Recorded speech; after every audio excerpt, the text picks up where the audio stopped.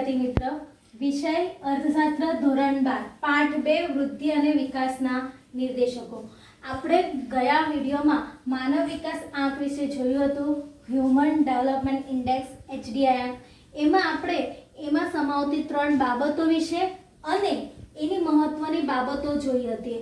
હવે આ વિડીયોમાં આપણે 2015નો માનવ વિકાસનો અહેવાલ અને વિશ્વના દેશો બરાબર એના વિશે જોવાનું છે કે આ જે 2015નો અહેવાલ હતો HDIના અહેવાલમાં 188 દેશોને આવરી લેવામાં આવ્યા હતા. કેટલા? 188 દેશોને. હવે 188 દેશોને આવરી લેવામાં આવ્યા હતા તો માનવ વિકાસની દ્રષ્ટિએ વિશ્વના દેશોને 4 વિભાગમાં વહેંચવામાં આવે છે. આ પ્રશ્ન 2 માર્ક્સમાં તમને પૂછાય છે કે માનવ વિકાસની દ્રષ્ટિએ વિશ્વના દેશોને કેટલા વિભાગમાં વહેંચવામાં આવ્યા હતા? 4. કયા? તો માનવ વિકાસ આંકની દ્રષ્ટિએ તો HDIના મતે 4 વિભાગમાં વહેંચવામાં આવતા. એમાંથી પહેલું છે સૌથી વધુ માનવ વિકાસ ધરાવતા રાષ્ટ્ર. આપણે જોયું છે કે માનવ વિકાસ અહેવાલમાં કેટલા દેશો છે? 188 દેશોને આવરી લેવામાં આવે છે. હવે 188 દેશોમાંથી સૌથી વધુ માનવ વિકાસ ધરાવતા રાષ્ટ્રો કેટલા છે? તો સૌથી વધુ માનવ વિકાસ ધરાવતા રાષ્ટ્ર કેટલા છે? 1 થી 49.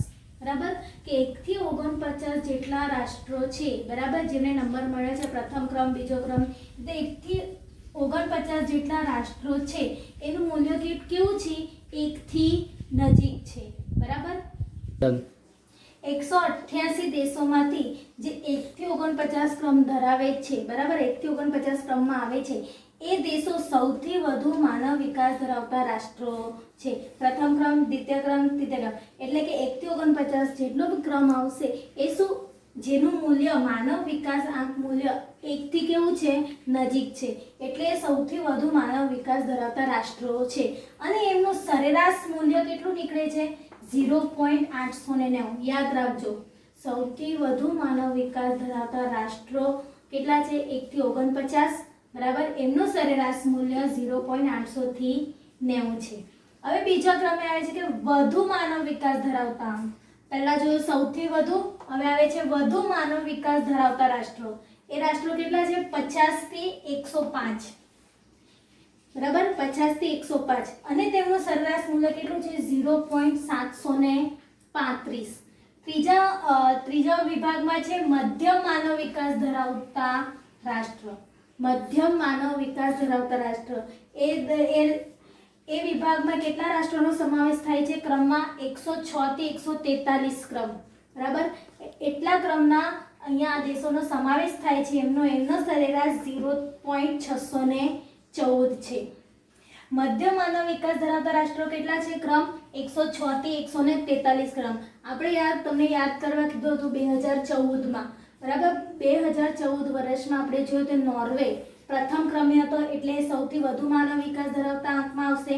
અને ભારત કેટલા ક્રમે હતો? 130 એટલે શેમાં આવશે? મધ્યમ માનવ વિકાસ ધરાવતા રાષ્ટ્રમાં. એમાં ભારતનો સમાવેશ થાય છે કારણ કે એનો આંક કેટલો છે? 130નો, જે 106 થી 143માં આવે છે.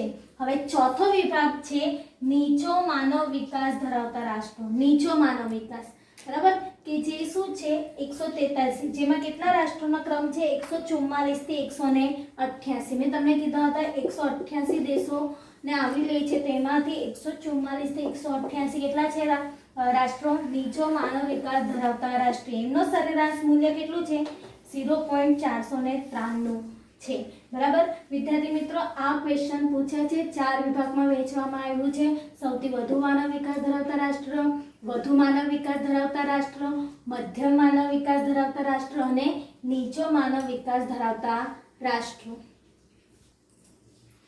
હવે વિદ્યાર્થી મિત્રો, પેજ નંબર તમે 25 કાઢો. એમાં તમે એક કોષ્ટક જોઈ શકો છો કે જે HDI માનવ વિકાસના અહેવાલ મુજબ 2015 અને આર્થિક સર્વે 2015 અને 16નો કોષ્ટક છે કે એ કોષ્ટકમાં તમને મૂલ્ય અને ક્રમ તેમજ એમની માથાદીઠ આવક, જન્મ સમય, અપેક્ષિત સરેરાશ આયુષ્ય, અભ્યાસના અપેક્ષિત વર્ષો અને અભ્યાસના વાસ્તવિક વર્ષો એ આખો કોષ્ટક આપ્યો છે દેશનો.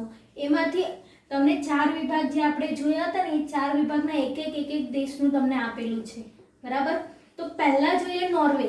તો નોર્વેનું મૂલ્ય કેટલું હતું 0.944 અને ક્રમ કેટલો છે માનવ વિકાસ આંકમાં પહેલા ક્રમે છે બરાબર. એની પર કેપિટલ જીએનઆઈ એટલે માથાદીઠ આવક કેટલી છે 64,992. એનું સરેરાશ આયુષ્ય છે 81.6, અપેક્ષિત વર્ષો છે અભ્યાસના 17.6 અને વાસ્તવિક વર્ષો છે 12.6. એ કેવું છે પ્રથમ ક્રમે છે એટલે એ ક્યાં આવશે 1 થી 49 માં એનો સમાવેશ થઈ જાય છે એટલે એ સૌથી વધુ માનવ વિકાસ ધરાવતો રાષ્ટ્ર છે.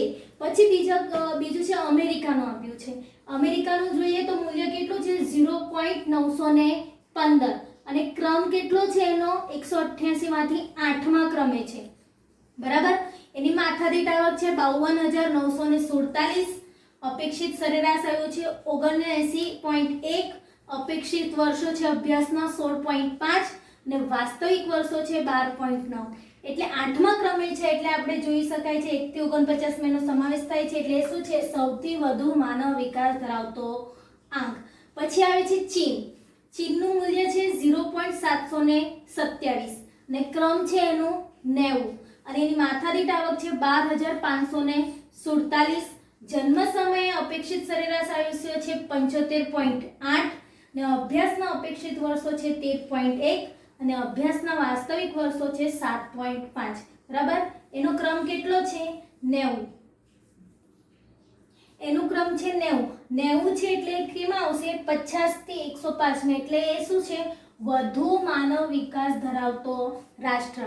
એટલે સૌથી વધુમાં નહીં પણ શેમાં આવશે વધુ માનવ વિકાસ ધરાવતા રાષ્ટ્રમાં. હવે આવે છે ભારત દેશ. ભારત દેશનું મૂલ્ય છે 0.609, ક્રમ છે 130, માથાદીઠ આવક છે 5,497, જન્મ સમય અપેક્ષિત આયુષ્ય છે 68, અપેક્ષિત વર્ષો છે અભ્યાસના 11.7 અને અભ્યાસના વાસ્તવિક વર્ષો છે 5.4. આપણે જોયું તેમ ક્રમ કેટલામાં છે 130 એટલે શેમાં આવશે એ મધ્યમ માનવ વિકાસ ધરાવતા રાષ્ટ્રમાં. એટલે માનવ વિકાસ કેવું છે એનું મધ્યમમાં આવે છે, મધ્યમ રાષ્ટ્રોમાં એનો સમાવેશ થાય છે. પછી આવે છે પાકિસ્તાન. પાકિસ્તાનનું કેટલું છે મૂલ્ય 0.538, ક્રમ છે 147મો, માથાદીઠ આવક છે 4,866, જન્મ સમય અપેક્ષિત સરેરાશ આયુષ્ય છે 66.2, અપેક્ષિત વર્ષો 7.8 ને વાસ્તવિક વર્ષો 4.7. આપણે જોવાનું છે એનો આંક 147 તો એ શેમાં આવશે નીચો માનવ વિકાસ ધરાવતા રાષ્ટ્રમાં 147 છે બરાબર. હવે છેલ્લે છે નાઇજર આપેલું છે જે આફ્રિકા ખંડનું શું છે દેશ છે, આફ્રિકા ખંડમાં આવેલો છે. એનું છે મૂલ્ય 0.348, ક્રમ છે 188 માં. એકદમ છેલ્લો ક્રમ એનો છે કેટલો છે 188મો ક્રમ. પહેલા ક્રમે નોર્વે અને છેલ્લા ક્રમે નાઇજર. એની માથાદીઠ આવક છે 908, જન્મ સમય અપેક્ષિત સરેરાશ આયુષ્ય છે 61.4, અપેક્ષિત વર્ષો છે અભ્યાસના 5.4 અને વાસ્તવિક વર્ષો છે 1.5. તો એ શેમાં આવશે નીચો માનવ વિકાસ ધરાવતા રાષ્ટ્રોમાં. હવે આ કોષ્ટક જે તમે બુકમાં જો તેના પરથી અહીંયા તારણો આપેલા છે, તમે તારણો જોઈ શકો છો બરાબર. એ કોષ્ટક પરથી તમે જોઈ શકો છો 2014માં 0.944 નું મૂલ્ય સાથે નોર્વે શું છે પ્રથમ ક્રમે છે. કોષ્ટકમાં પહેલા જ આપ્યું છે કે નોર્વે શેનો છે પ્રથમ ક્રમે છે અને સૌથી વધુ માનવ વિકાસ ધરાવતું રાષ્ટ્ર છે. અને ભારતનો માનવ વિકાસ આંક કેટલો છે 0.609 છે અને તેનું 188 દેશોમાં કેટલામો ક્રમ છે 130મો ક્રમ છે. પછી આવે છે ભારત શું છે મધ્યમ માનવ વિકાસના ગ્રુપમાં સમાવેશ થાય છે. ભારતનો સમાવેશ કયા વિભાગમાં થાય છે મધ્યમ માનવ વિકાસ ધરાવતા રાષ્ટ્રમાં ભારતનો સમાવેશ થાય છે. અને છેલ્લું તારણ અહીંયા એવું કાઢેલું છે કે 2015માં HDIમાં કે માનવ વિકાસ આંકમાં છેલ્લા ક્રમે નાઇજર જે આફ્રિકા ખંડમાં આવેલું છે નાઇજરનું સ્થાન છે. એનો આંક કેટલો છે 0.348 જે છેલ્લો ક્રમ ધરાવે છે. આ કોષ્ટક પરથી 4 તારણો આપણે કાઢીએ છીએ.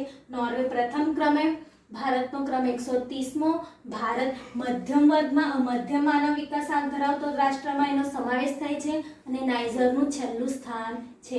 હવે આપણે આગળ માનવ વિકાસ આંકનું મહત્વ જોઈએ. વિદ્યાર્થી મિત્રો, હવે આપણે માનવ વિકાસ આંકનું મહત્વ જોઈએ. હવે માનવ વિકાસ આંકનું મહત્વની કઈ કઈ બાબતો છે અથવા એનું મહત્વ શું છે તે જોવાનું છે. અહીં પહેલાં એમ કીધું છે કે માનવ વિકાસ આંક HDIનું માપદંડ એ આર્થિક નહીં પણ સામાજિક કલ્યાણના શિક્ષણ અને આરોગ્ય જેવા માપદંડનો સમાવેશ કર્યો છે. બરાબર, આર્થિક પણ અને સામાજિક પણ. એ સામાજિક કલ્યાણના શિક્ષણ અને આરોગ્યનો પણ શું જેવા માપદંડ જેવી બાબતોનો પણ સમાવેશ કર્યો છે. તેથી તે કેવું છે? પરિપૂર્ણ છે. એટલે HDIનો આંક કેવો છે? પરિપૂર્ણ છે આર્થિક વિકાસના નિર્દેશક તરીકે. પછી આવી છે આર્થિક વિકાસ સાધન છે અને માનવ કલ્યાણ તેનું અંતિમ ઉદ્દેશ્ય છે. કારણ કે માનવ વિકાસ આંક શું છે? આર્થિક સ્થિતિઓને ગણનારાઓ છે. તેથી આર્થિક વિકાસ શું છે? સાધન છે અને માનવ કલ્યાણ તેનું અંતિમ ઉદ્દેશ્ય છે. સાધન શું છે? માનવ વિકાસ દ્વારા આર્થિક વિકાસ દ્વારા માનવ કલ્યાણનું શું કરવાનું છે? માનવ કલ્યાણમાં સુધારો કરવાનો છે. એટલે એનું ઉદ્દેશ શું છે? માનવ કલ્યાણનો અંતિમ ઉદ્દેશ છે. ત્રીજું, સાચી પ્રગતિ શું છે? આર્થિક પ્રગતિ વત્તા સામાજિક પ્રગતિ. એટલે પહેલો પોઈન્ટ, આર્થિક નહીં પણ સામાજિક કલ્યાણ બંનેનો સરવાળો એટલે શું કહેવાય? સાચી પ્રગતિ. જેમાં આર્થિક પ્રગતિ પણ થવી જોઈએ અને સાથે સાથે સામાજિક પ્રગતિ એટલે સામાજિક બાબતોમાં પણ પ્રગતિ થવી જોઈએ. પછી HDIનો આંક કેવો છે? વિધેયાત્મક છે. HDIનો આંક વિધેયાત્મક છે. જેવી રીતે કે તેમાં શું છે? જો HDI વધે તો શિક્ષણમાં પણ વધારો થાય અને આરોગ્ય જેવી બાબતોમાં પણ વધારો થાય છે. તેથી તેને HDIના આંકને વિધેયાત્મક કહ્યો છે. HDIના આંકથી વિકાસમાન દેશોને કયા વિકાસની શક્યતા વધારે છે, કયા સરકારે કામ કરવાનું છે તેનો ખ્યાલ આવે છે. બરાબર, એની મહત્વની બાબતોમાં એમ પણ કીધું છે કે HDIના આંકથી વિકાસમાન દેશો છે જે વિકાસ કરી રહ્યા છે તે વિકાસમાન દેશોને ક્યાં વિકાસની શક્યતા વધારે છે એટલે કઈ બાબતોમાં વિકાસ કરવો જોઈએ, કયા વિકાસમાં વધારે છે અને કયા સરકારે કામ કરવાનું છે તેનો પણ ખ્યાલ આપે છે. બરાબર, તેથી જ કીધું છે કે માનવ વિકાસ આંક કયો છે? પ્રગતિશીલ ખ્યાલ છે. માનવ વિકાસ આંક કેવો છે? પ્રગતિશીલનો ખ્યાલ છે. એટલે આટલી મહત્વની બાબતો છે. આર્થિક નહીં પણ સામાજિક કલ્યાણના શિક્ષણ અને આરોગ્ય જેવી બાબતોનો સમાવેશ કર્યો છે. તેથી તે પરિપૂર્ણ છે. આર્થિક વિકાસ ફક્ત એક સાધન છે. તેનો ઉદ્દેશ્ય શું છે? માનવ કલ્યાણનો છે. સાચી પ્રગતિ બરાબર આર્થિક પ્રગતિ વત્તા સામાજિક પ્રગતિ. પછી HDIનો આંક વિધેયાત્મક છે અને HDIના આંકથી વિકાસમાન દેશોએ કયા કામ કરવાના છે અને સરકારે કયા કામ કરવાના છે તેનો ખ્યાલ આપે છે. અને HDI શું છે? પ્રગતિશીલનો ખ્યાલ છે. આ થઈ એની મહત્વની બાબતો. જેવી રીતે મહત્વની બાબતો છે તો એની મર્યાદાઓ પણ કેટલીક છે. બરાબર, મર્યાદા તો એકદમ ઓછી જ છે. બરાબર, જોઈ લઈએ એની માનવ વિકાસ આંકની મર્યાદા. એમાં પહેલી મર્યાદા શું છે? અહીંયા 3 જ સામાજિક નિર્દેશકોનો સમાવેશ કર્યો છે. શું? HDIમાં 3 સામાજિક નિર્દેશકોનો સમાવેશ કરવામાં આવ્યો છે. બરાબર, જે ઓછા છે. હજુ શું કરે કીધું છે? હજુ બીજા સામાજિક નિર્દેશકોનો સમાવેશ કરવો જોઈતો હતો. એની મર્યાદા શું કીધી છે? કે 3 જ સામાજિક નિર્દેશકોનો સમાવેશ કર્યો છે પણ હજુ બીજા સામાજિક નિર્દેશકો છે એનો પણ સમાવેશ કરવો જોઈતું હતું. બીજું છે ત્રણેય પરિબળોને સરખું મહત્વ અપાયું છે. આ જેટલા પણ 3 પરિબળો છે માનવ વિકાસ આંકમાં જે 3 પરિબળનો સમાવેશ થયો છે, અપેક્ષિત આયુષ્ય, જ્ઞાનનું પ્રમાણ અને ત્રીજું હતું સારું જીવન ધોરણ. આ ત્રણેય બાબત પરિબળોને કેવું મહત્વ અપાયું છે? સરખું મહત્વ આપ્યું છે, જે અયોગ્ય છે. કેમ? કારણ કે ખરેખર આ ત્રણેયનું જુદી જુદી પરિસ્થિતિમાં જુદું જુદું મહત્વ હોય છે. બરાબર, કે કોઈની પરિસ્થિતિ જ્ઞાનમાં સારી હોય તેનું અપેક્ષિત આયુષ્ય સારું ન હોય, આરોગ્યની સુવિધા ન મળતી હોય, એટલે દરેક પરિસ્થિતિમાં શું એનું મહત્વ સરખું હોતું નથી. એટલે એને સરખું મહત્વ આપીને શું કરવાનું છે? આ અયોગ્ય કરવામાં આવ્યું છે. પછી HDI નિરપેક્ષ સ્થિતિ દર્શાવતો નથી. નિરપેક્ષ સ્થિતિ એટલે શું?